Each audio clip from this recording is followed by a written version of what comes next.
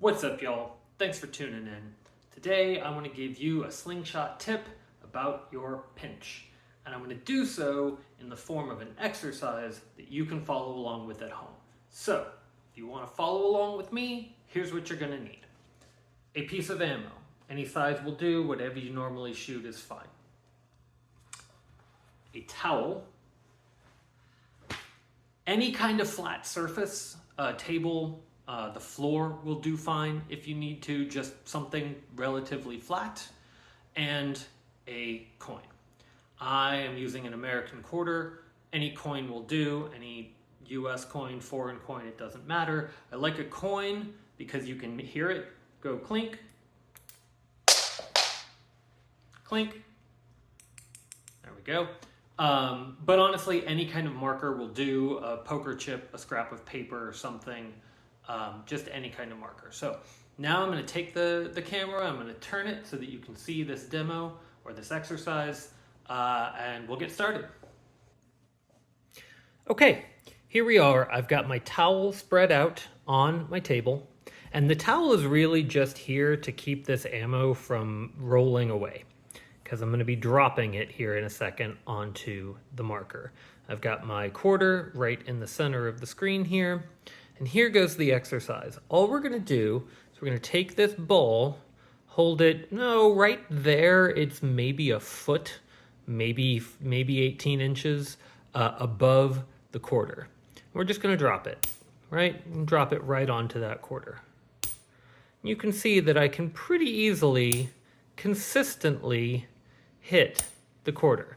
And this is why I like it to be metal, because you can hear it. You can hear it go dink, and you know that you've hit the quarter. And you should at home be able to replicate this pretty easily, just dropping a piece of ammo on a quarter multiple times over and over. Okay, here's where the exercise comes in.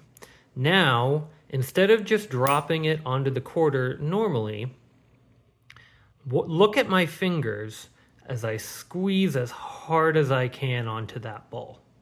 Okay, you can see the stress lines and the blood lines in my finger because I'm squeezing really hard. And now I'm going to let go. It went way up there. And you should be able to do this pretty repeatedly. Squeeze hard, let go, right? It misses. Squeeze hard, let go. It misses. One more time. Squeeze hard, let go. It misses. And that's the exercise. That's it.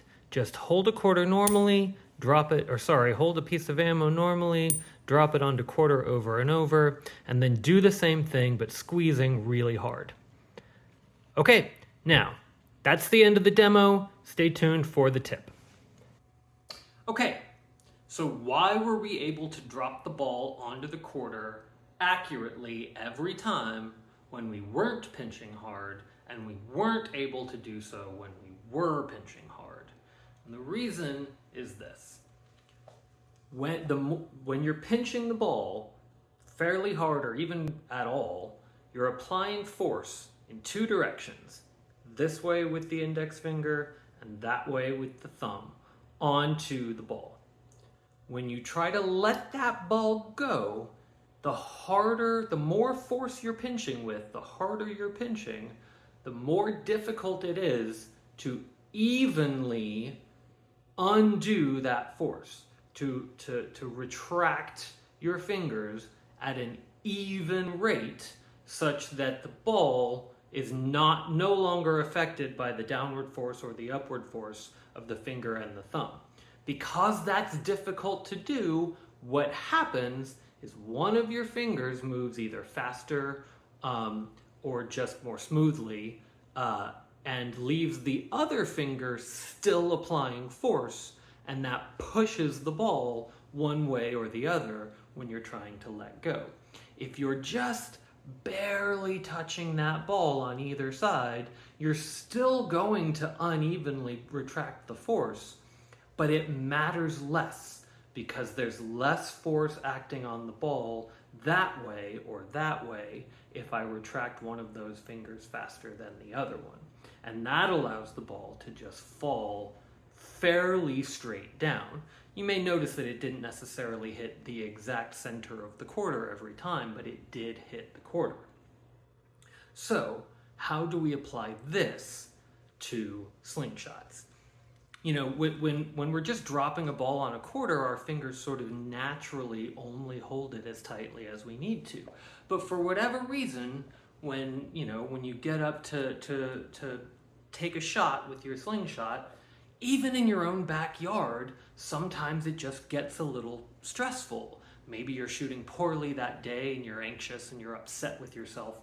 Maybe you're shooting really well that day and you start thinking, oh shit, I'm shooting really well today, and you start getting a little anxious. This happens particularly at competitions when people are watching you or there's points on the line or whatever.